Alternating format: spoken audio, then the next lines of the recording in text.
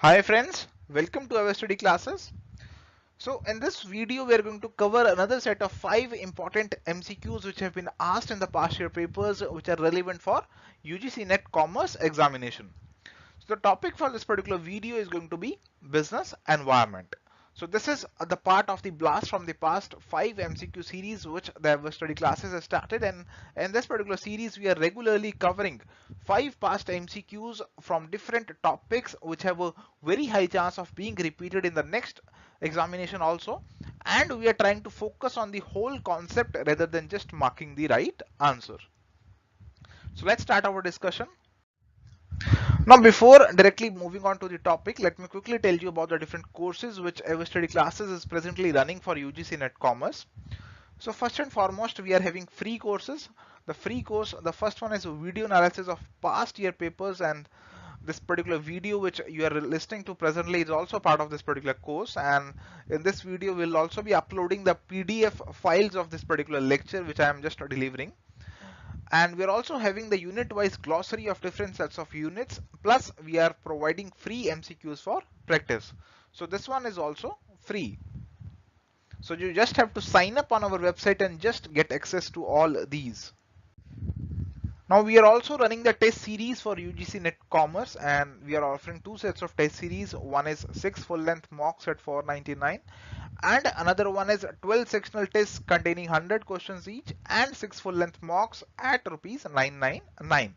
So this one has already been launched and the tests have already started being uploaded, and we're going to soon launch this full length test series also. So if you are interested in appearing for the upcoming examination, you can brush up your preparation with this test series. So friends, let's start with the first question. From the following indicate the correct code. So this one is an assertion reasoning based question, and we are given assertion and a reason. So let's read these. Assertion is industrial liberalization became an imperative condition for the growth of forces of competition, leading to high efficiency and productivity in the Indian industries. So first statement is more or less related to the concept of industrial liberalization. Now second statement, the reasoning, it says that industrial development and curbing of poverty is only possible through government intervention. Now this statement, it uses this word only, and it says that if the government intervenes, then only we can develop our industries and then only we can curb our poverty. Now this statement on the face of it, it seems wrong, because the industrial development is not just the sole domain of the government, and even the private sector can come and develop the industries. And even for the curbing of poverty, we can have different sets of social responsibility programs through which the private players, they can also help in curbing of poverty. So on the face of it, the second statement, it seems false as of now. So let's continue and learn about this concept of industrial liberalization.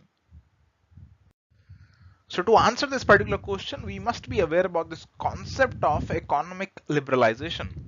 Now, this liberalization, this term means relaxation of various government restrictions.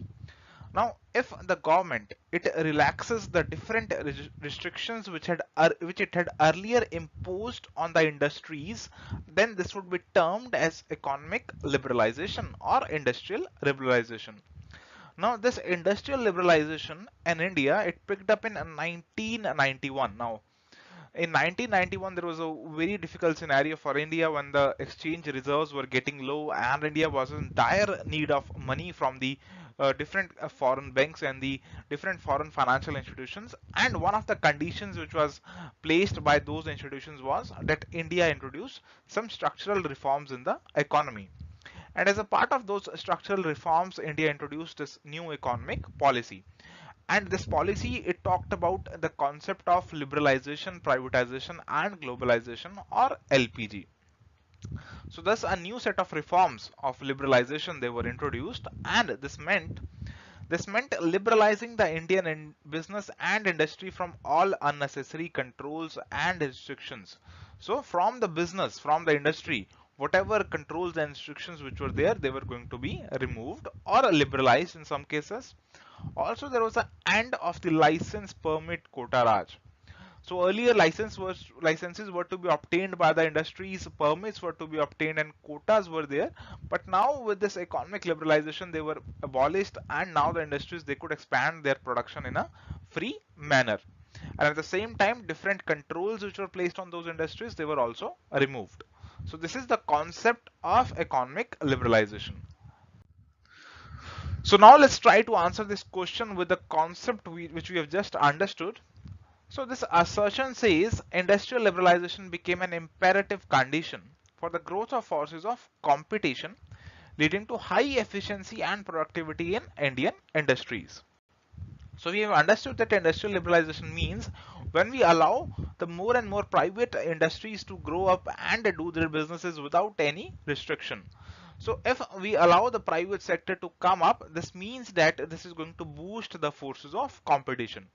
Now, if the competition increases among the private players, then definitely it is going to lead to high efficiency, because everyone in the market is going to make sure that they work in an efficient manner and they are able to make profits, and this will increase the efficiency and productivity of the Indian industries. So first statement is true. And if you talk about the second statement, and we have already discussed this one in the when we talked about the question, so that it talks about the only means government intervention for industrial development and curbing of poverty. So this one is a very wrong statement, so this one won't be true. So let's try to make out the answer from this scenario. So the first one is both A and R are not correct, so this one would be incorrect one because A is correct. Now fourth one also says A is not correct, so it will be eliminated. Second and third are left, and the third one says R is the correct explanation, but R is not the correct one. So the statement which is left out, A is correct, but R is not the correct explanation of A. It is going to be the right answer. So you can either directly mark this answer option number 2, but another approach is you eliminate all the other options and then reach your correct answer. And for examination purpose, you can follow either of the approaches. Now let's move to the second question. Which of the following statements are not correct? So first and foremost, we have to read this question very carefully, that it is asking about not correct statements. So if sometimes it may happen that we are in a hurry in examination and we do not read whether the question is asking about correct or incorrect, and we may make a mistake. So first statement is sustainable development means an attempt to achieve the balance between economic growth and conservation protection of environment. Sustainable development means meeting the needs of industries without compromising the needs of import-export balancing. Third statement, sustainable development means creation of sufficient surplus budgets through stock of capital assets including land. And there are different codes which are given in the answers which are about the incorrect statements, whether two of these are incorrect or all these are incorrect. So friends, to answer this particular question, we must be aware about this concept of sustainable development. Now, sustainable development is that development which meets the needs of the present without compromising the ability of future generations to meet their own needs. So it is that development through which we can meet our needs. We need food, we can get the food, but at the same time we have to ensure that we do not hamper this ability of future generations to make their own food. So we should also get the food, and the future generations, they should also get the food. Similarly, they should get the clean air and other necessary conditions for life. Now, in order to promote sustainable development, there is this very important term which is sustainable development goals and this 2030 agenda for sustainable development, and this can also be asked in the examination. Now this 2030 agenda for sustainable development goals, now this is a set of 17 sustainable development goals. So we have set around 17 goals, and under these there are around 169 targets and 304 indicators. They are being set to make sure that the world moves on the path of sustainable development. So this is sustainable development, and these goals, they were officially known as transforming our world 2030 agenda for sustainable development. So now let's try to answer this question. So this question was saying which are not correct. So here the first statement which says that this development which balances between economic growth and the conservation of environment.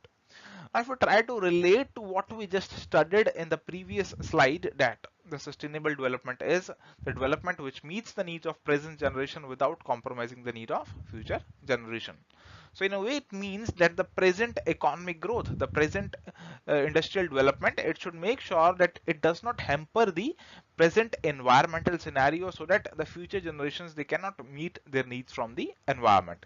So in a way, this can be indirectly implied from this statement, and this is more or less a very implied form of the sustainable development, and the statement 1 will thus be correct. And if you talk about the sustainable development 2 and 3, so these won't directly or indirectly fit into the framework of sustainable development, because these are not concerned about the future generations, and thus the correct answer is going to be that the incorrect statements, they are second and third. Now let's move to the third question. So here we are given two lists, match the list 1 with 2 relating to macro environment of business. So here are some macro environment types we are given, and here are some examples which are being taken from the macro environment, and we have to find the correct code. So to answer this particular question, we must be aware about this concept of a business environment. Now, business environment, it refers to all of the external factors which have a bearing on the functioning of business. So this is the business, this is the company, and all of the factors which are external to this company and which are hampering, which are having a bearing on the functioning of the business, they will be termed as the business environment. So here, this means that there will be one internal environment of the business, and there will be one external environment of the business, and in the external environment there will be one which is going to be micro environment, and the another one which is going to be macro environment.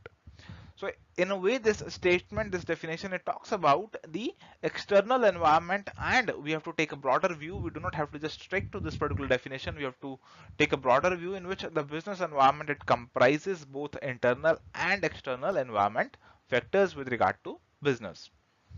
So micro are those which are just influencing this particular business, and the macro are those factors which are influencing all of the businesses in the country. So micro include company itself, the competitors of the company, the customers, the suppliers and intermediaries, etc. And the macro, they include demographic, cultural, political, technological, natural and economic. So let's take a quick look at the different macro environmental factors so that we are able to answer this particular question. So they include economic environment. So economic environment, it includes the type of economic system which is there, whether it's a socialist system, whether it's a mixed economy, or whether it's a capitalist economy. The nature and structure of the economy, whether the economy is still a developing one or it is developed, or the structure means whether the primary sector is on the growth, or the tertiary sector, or the secondary one. So these are the different components of the economy. And there is this phase of business cycle, whether there is boom or depression or recession. And then there are fiscal, monetary and financial policies of the government, and the trade and foreign investment policies of the government. So this is the economic environment. And when we talk about the social and cultural environment, so this one is more or less linked to the society with which the business is intertwined. So the society, it has a very vast influence over the business, because the business, if it has to survive, it has to meet the requirements of the society, and it has to make sure that all of the norms of the society, they are being adhered to by the business. Next is political and legal environment. So as its name only suggests, this one is going to relate to political and legal factors like the policies of the government, the acts, policies, rules, regulations which have been framed. Next is technological environment. Now this technological environment would relate to different sets of technologies which are being used by the business, and if there is any change in the technology, this is going to impact the business. Next is a demographic environment. Now demographic environment, it includes the size and the growth of population. Now whenever we talk about the term demography, it is used in connection with the term population. So when we talk about the different characteristics of the population, be the life expectancy, be the rural urban distribution, be the educational levels, so all these, they would come under the demographic environment. So for this particular problem, let's try to match the correct list 1 with list 2. So here economic environment is going to be the trade and transport policies. Political environment, political and government, it is going to be judicial powers, because it is related to the political one and the legal one. Next is socio-cultural. Socio-cultural is being related to the society, that is ethical issues. Demography, as you have seen, that it means population, so it would mean economic stratification of the population. And thus, on the basis of our understanding, we have correctly matched these as option number A as the correct answer. Now let's move to the next question. For which one of the basic reasons the structural adjustment program it was undertaken in India in 1991? So it says what was the reason behind introducing this structural adjustment program in 1991. So this is more or less similar to the question which we have already done, and this talked about the liberalization policy of the government. Now this one is talking about a related issue, which is structural adjustment program. Options are curbing competition among the private sector, establishing predominant role of the public sector, establishing a free market economy, regional balancing through planning and licensing. So if we talk about the structural adjustment program, then this was introduced as a part of new economic policy of 1991, and there was this need of structural adjustment because it was felt that the present structure of the Indian economy was not commensurate with the needs of the economy. So the structural adjustment, it meant that some structures in the economy had to be changed. What had to be changed? Earlier, the role of the public sector, it was much wider than the role of private sector, but now this was to be changed. This was to be a structural adjustment, and now the private sector was to be given more impetus. So in a way, it led to establishment of a free market economy. Now this was one of the conditions which was put forth by the international financial institutions, which decided to bail out India at the time of BOP crisis of 1991. Now, as a result, India had to introduce these measures, and ultimately the aim was to make India a more free market oriented economy. So as per this program, the role of public sector in India in economic development was diluted, and that of private sector it was enhanced and expanded. So now we can easily answer this question that one of the basic reasons for this program was to ensure a free market economy. So answer is going to be option number C. So now let's move to the next and the last question for this particular session. Match the items of list 1 with the list 2 and indicate the correct code. So this one is again a match the following type question. And here the different lists are given, and the first one list talks about the macro and micro environment and the non-price and the desired competition. And there are different sets of options which are presented in the list 2, and you have to match them correctly. So micro and macro environment we have already covered. So for now, let's discuss the non-price competition and the desired competition. Now, when it comes to competition in the business scenario, then there can be two means for competition broadly. One can be the price competition, in which what you do, you reduce the price of your product and ultimately you try to increase the sales. But there can also be a non-price competition in which you are not touching the price of the product, but then again you are introducing certain kinds of measures, like you are doing promotional expenditures and you are doing special orders, free gifts, coupons and advertising. So this is going to help the business get an advantage over the competitors without changing their prices.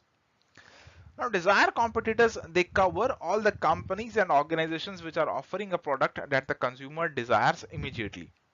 Now, consumers, they have a certain disposable income. Now, this is the income which is left out after meeting their all expenses and savings.